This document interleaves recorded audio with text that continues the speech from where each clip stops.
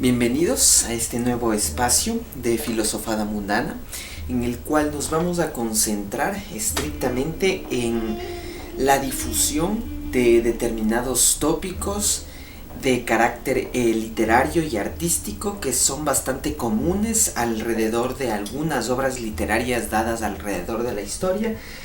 Más allá de yo considerarme propiamente un filósofo que digamos que durante los últimos años he estado en gran medida presente en esta cuestión, ¿no? En esta cuestión de estudiar obras de un carácter estrictamente filosófico, y yo creo que ya digo, lo he hecho por voluntad propia, lo he hecho porque yo considero que el estudio de la filosofía y un estudio riguroso de la tradición filosófica es indispensable si lo que uno desea es tener una visión del mundo y de los problemas actuales que ya digo sea completamente objetiva, completamente sistemática y ya digo completamente filosófica. Para eso es necesario e indispensable el estudio riguroso, aplicado, detallado de la tradición filosófica, empezando desde los griegos, sin ignorar la Edad Media y ya yendo desde hasta los autores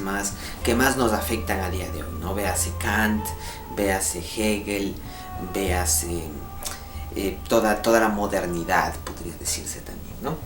Entonces es importante, ya digo, el estudio de las cuestiones filosóficas, el estudio de las ideas filosóficas, en el sentido de que gracias a ellas es que podemos afrontar el estudio y la explicación más concreta, más objetiva, más clara de determinados, ya digo, problemas que nos están a día de hoy afectando, como por ejemplo el problema de Dios, la equivocidad de Dios en las distintas posturas deístas y religiosas que hay a día de hoy.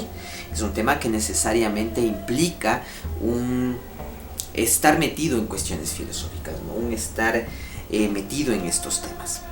Y por eso me parece importante que debe rescatarse este estudio de lo filosófico. Sin embargo, pese a toda la importancia que yo le he dado a la filosofía durante bastantes años, al menos recientemente, considero también importante no abandonar este lado artístico, ¿no? Este lado literario, que fue un lado que de hecho yo consideraría que fue más primario en mí que la filosofía. Yo comencé, de hecho, escribiendo obras de fantasía y obras de historias completamente épicas, tipo Tolkien. Claro, justo las empecé escribiendo mientras veía precisamente películas del Señor de los Anillos. Entonces, en gran medida la escritura fue mi primera pasión, mucho antes que la filosofía propiamente. Sin embargo, claro, yo he intentado difundir en gran medida este espíritu filosófico en mis redes sociales y en este canal. Pero ya digo, me parece importante también destacar que el carácter de las artes, de las bellas artes, en nuestro desarrollo como filósofos es también indispensable. Es también indispensable porque en gran medida las bellas artes también están de algún modo correspondidas, por ejemplo, con determinadas tesis filosóficas.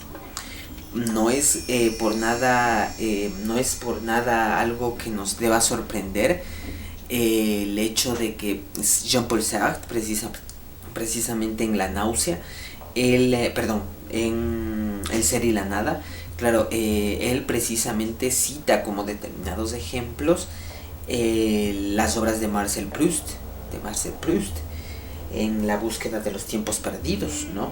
Entonces es muy interesante las relaciones, ya digo, que pueden existir y que de hecho existen entre la filosofía y entre las bellas artes, específicamente las artes literarias, ¿no? Entonces me parece algo indispensable el de algún modo intentar más también crear una marca que no simplemente englobe el carácter filosófico como tal, porque ya digo, es una filosofada mundana, es mundana. Entonces, al ser mundana, claro, evidentemente implica necesariamente también a la mundanidad, implica también a este contexto que no es necesariamente académico, sino que es un contexto precisamente arrojado en el mundo, y de ahí están precisamente las artes literarias, que provienen precisamente no necesariamente de autores institucionalizados, de autores que ya hayan ganado algún concurso, algún premio, y por ende gracias a ese reconocimiento es que se les dé cabida en determinados canales. No, en absoluto. Más bien nuestra postura vendría a ser una postura de un rescate a la literatura floreciente, a la literatura mundana, que está fuera de la institución, que está fuera de la academia y que son independientes, ¿no? Que son proyectos autofinanciados muchas veces, porque cuando hay una autofinanciación también detrás es importante destacar que hay un apasionamiento con respecto a aquello que estamos financiando, ¿no? Porque poner dinero en nuestro arte, claro, no es una cuestión mínima, no es una cuestión de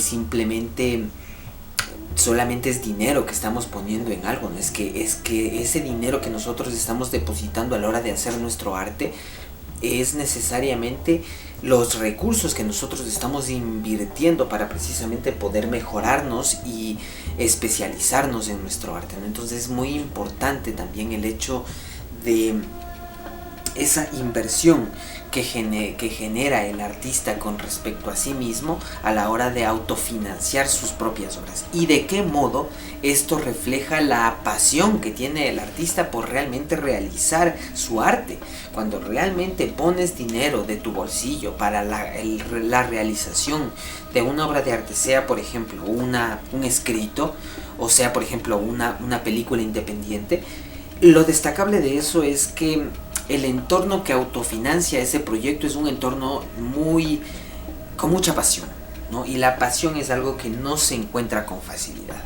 Se podrá pagar talento, pero encontrar pasión realmente es algo difícil, ¿no? Es algo muy complicado, y ya digo, es importante también rescatar eso, rescatar el apasionamiento que sienten ciertos autores hacia estas disciplinas que son las bellas artes de la literatura o la filosofía, y claro, intentar rescatar precisamente las ideas que mantienen, intentar difundir sus ideas, ¿no? Es importante generar, y inclusive generar una comunidad, ¿no? Porque claro, un gran escritor, un gran artista, un gran filósofo no es nada sin los amigos, sin la comunidad, que precisamente es la que determina su proceso intelectual. Entonces es muy importante eso, ¿no?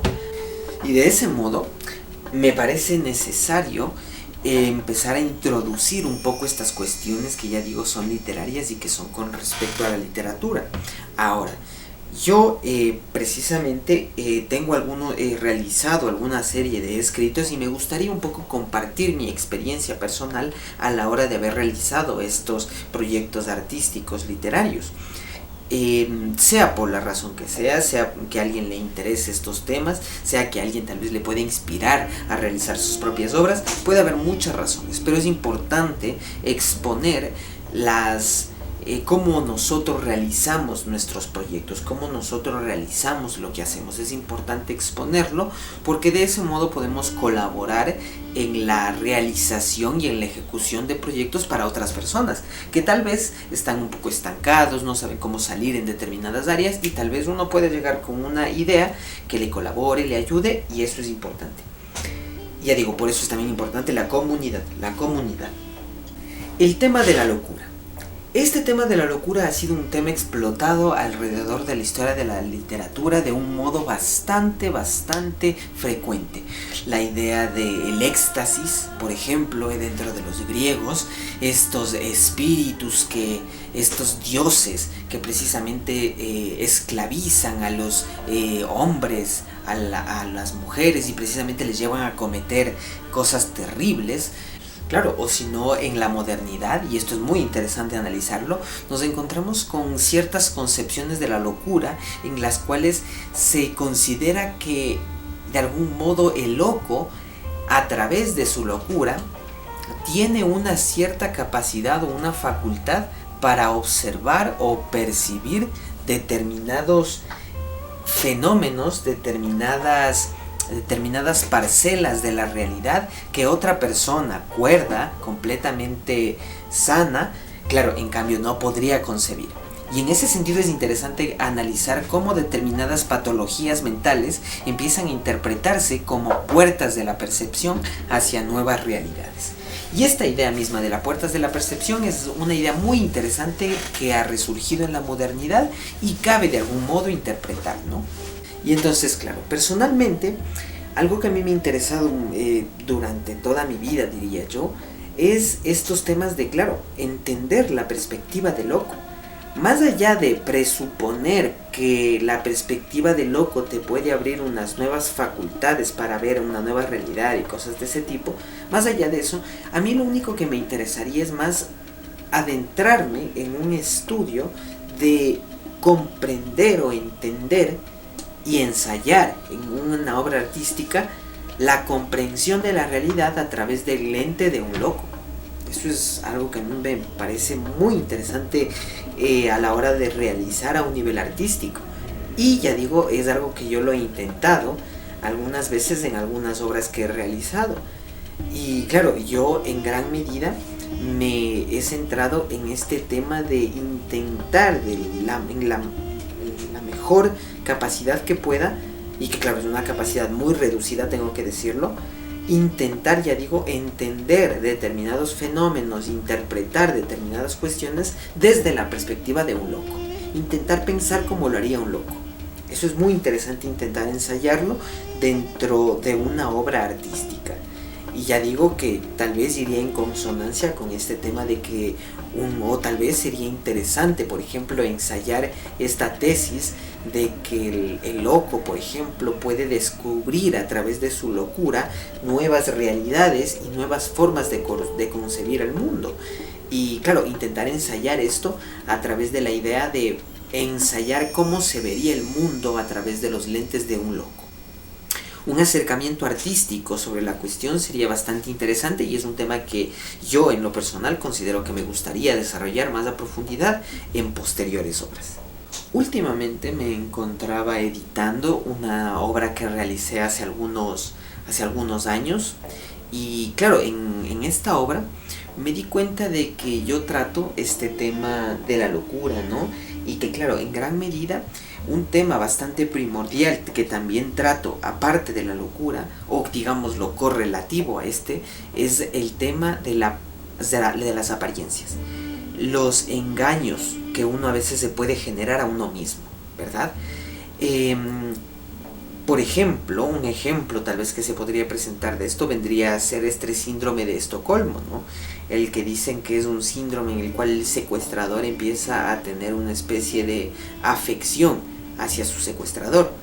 Y claro, en esto yo diría que es un poco, o muchos otros casos, ¿no? Se pueden presentar en muchas formas, pero sería interesante también el estudio, y considero que es un tema que yo también he tratado en muchas de mis obras, que es el tema del engaño de uno mismo. Cómo uno puede engañarse a uno mismo para realizar una determinada tarea.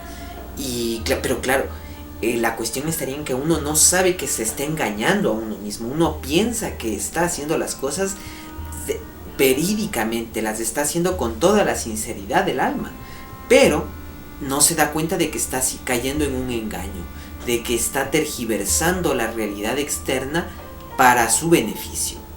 Y claro, es muy interesante esto, ya digo, porque este juego de las apariencias, este juego de que algo parece lo que es, pero después a la final acaba no siendo lo que realmente es. Por ejemplo, algo muy parecido al tema, yo creo que alguien que juega muy bien con este tema de las apariencias es, por ejemplo, Christopher Nolan. En su primera obra universitaria, creo que fue su tesis de universidad, que es Following, me parece que es Following, sí. Que claro, es una película blanco y negro, está en YouTube me parece, o es muy fácil conseguirla. Y claro, trata precisamente de un hombre que se mete a las casas a hurgar cosas y así, ¿no? Y bueno, es muy interesante como el hecho de jugar con las apariencias de los personajes, haciendo pensar al espectador que un personaje tiene una determinada función, pero después, al final de la obra, resulta que el plot de la obra, el plot twist, claro, la vuelta de revés de tuerca, claro, viene a ser precisamente que la función del personaje es otra completamente distinta, que no se nos mostró nunca, pero que realmente se nos fue mostrando poco a poco a través de determinadas señas, y que claro, a la final se explica todo. Se explica que realmente las funciones aparentes de un personaje a la final resultaron no ser esas funciones, sino otras las que este personaje ejercía. Y eso es muy interesante, jugar con este juego de apariencias, jugar con este juego de espejismos, porque ya digo, es muy interesante usar este tipo de recursos a nivel artístico. Más que nada porque precisamente considero que así es que se ejercen las labores críticas. La crítica o la visión crítica se desarrolla precisamente cuando se entiende que la realidad está compuesta de apariencias, y que una vez que de algún modo manipulamos estas apariencias y, por decirlo de algún modo, arrancamos el velo, claro, nos damos cuenta de lo que realmente hay detrás de las apariencias. Y esto yo diría que es una labor crítica de saber juzgar qué es una apariencia y qué no lo es, ¿no? Entonces este es un tema también muy recurrente que yo considero que he tratado en algunas de mis obras, ¿no? Otro tema que también yo he considerado que es muy recurrente con respecto a mi proceso artístico es una tendencia bastante particular hacia la visualidad, hacia el espectáculo, ¿no? El espectáculo audiovisual. Porque vamos a ser sinceros, cuando uno va al cine, por ejemplo, uno espera recibir un espectáculo audiovisual. Espera recibir un espectáculo a nivel de los sentidos, de vista, de oído. Claro, por ejemplo, si vas a 4D, también puede ser, por ejemplo, táctiles, de que se muevan las sillas y todo. Y claro, generar ese sentimiento, generar este espectáculo sensitivo para el espectador. Eso yo considero que es algo muy importante a la hora de realizar también arte. Y que claro, tiene que ver mucho con el entretenimiento, ¿no? Y por esto yo consideraría que he tendido también, personalmente, en algunas obras, he tendido a todo este espectáculo y esta espectacularidad, pero referente, por ejemplo, al ámbito gore, o al ámbito de la violencia estética, ¿no? Al ámbito de la sangre, de las vísceras, ¿no? Y claro, no sabría explicar, tal vez sería interesante que un psicoanalista se ponga a estudiar tal vez estas cuestiones, pero dado que yo carezco de esas facultades, yo mismo no me puedo auto-psicoanalizar y decir, ¿sabes qué? Esta tendencia paternal es la que te llevó a que tuvieras esta tendencia psicológica hacia lo gore y lo visceral y tales. No puedo decirlo. Pero sí puedo decir que, ya digo, he tenido este tipo de arranques todo locos, en los cuales me ha dado por crear estas obras completamente espectaculares, completamente alucinantes y violentas, claro, cargadas de violencia, de sangre, ¿no? Y claro, yo digo que esto yo lo he realizado a nivel artístico, literario, por ejemplo, en una obra que tengo que se llama Romance, que de romance no tiene nada, realmente es completamente una locura. Y claro, pero para el que, por ejemplo, siga mi canal, de Filosofada Mundana, sabrá que hay un cortometraje que yo realicé, ya será algún tiempo, lo realicé, y claro, en este corto yo también volví a recaer en lo mismo, volví a recaer en esta tendenciosidad hacia una espectacularidad, pero con respecto a la sangre y a lo visceral y a lo gore. Y claro, entonces es interesante cómo de algún modo, claro, he ido regresando sobre mis propios pasos, ¿no? Porque ya digo, tengo una obra literaria, Romance, en la cual hago uso de esta violencia explícita, de esta violencia realmente visceral. Y por otro lado, retomo años después, que será unos 2, 3, 4 años después, retomo otra vez esta violencia visceral, pero visual, esta vez sí muy visual, pero en un cortometraje que realicé, que es Blood, el corto de Blood, el asesino de TikTok, ¿no? que fue una locura, fue una matanza completa, casi me intoxico con sangre artificial, porque si habrán visto el corto, claro, hay escenas en las cuales yo me corto la lengua con un cuchillo y claro, coño, para conseguir que esa escena saliera bien fueron como unos 10 intentos más o menos, y en todo eso me iba tragando un poco y coño, al final yo estaba pero mal, ¿no? Entonces, pero bueno, es importante destacar un poco eso, ¿no? Como también el artista va regresando sobre sus pasos, ¿no? Es decir, va realizando unas obras todavía en la inmadurez, pero una vez que ya las retoma de nuevo en su madurez, claro, es interesante ver cómo se van retomando temas, cómo se van regresando sobre determinados tópicos, y realmente el artista es eso, ¿no? Es un constante caminante que va regresando a su vez, ¿no? Y bueno, esto ha sido todo. Te agradezco mucho que te hayas quedado hasta el final. Si te agradó el video, dale un me gusta. También me gustaría indicarles que tengo una obra en Amazon, Retratos de la Humanidad. Tal vez si es que consigo poner la imagen por aquí, la pondré por acá más o menos.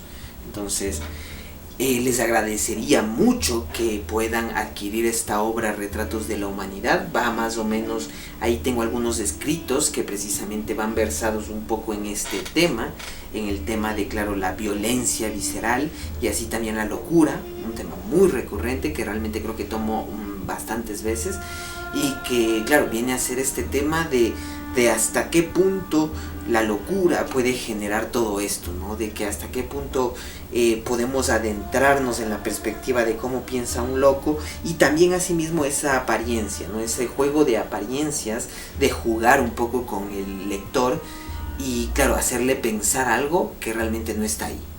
Son unas cuestiones muy interesantes, temas muy interesantes para tratar y que tú mismo puedes usar en tus propias obras, y es lo que espero que sirvan estos videos, que te sirvan precisamente para que tú personalmente puedas agarrar estas ideas e incluirlas, aplicarlas a tu propio arte.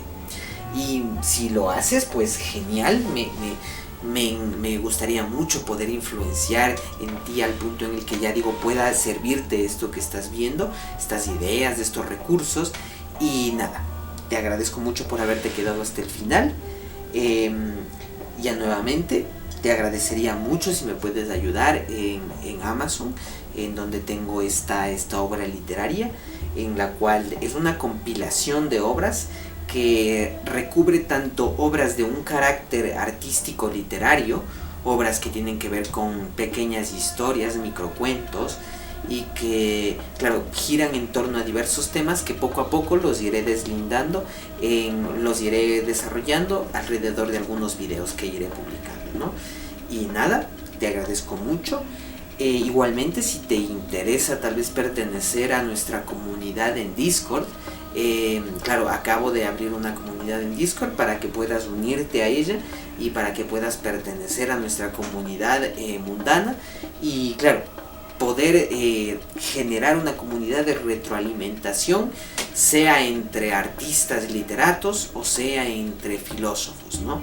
Ya digo, yo considero que me manejo personalmente en ambos campos, y por eso es que me gustaría tal vez generar una comunidad que me ayude precisamente con esa retroalimentación. Y nada, si te quedaste hasta aquí, te agradezco mucho. Esto ha sido todo. Estaremos en una próxima entrega de estos temas que no sé cómo llamaré todavía esta sección, ya se me ocurrirá, pero eso, te agradezco mucho por el tiempo invertido aquí. En una próxima ocasión, Filosofada Mundana.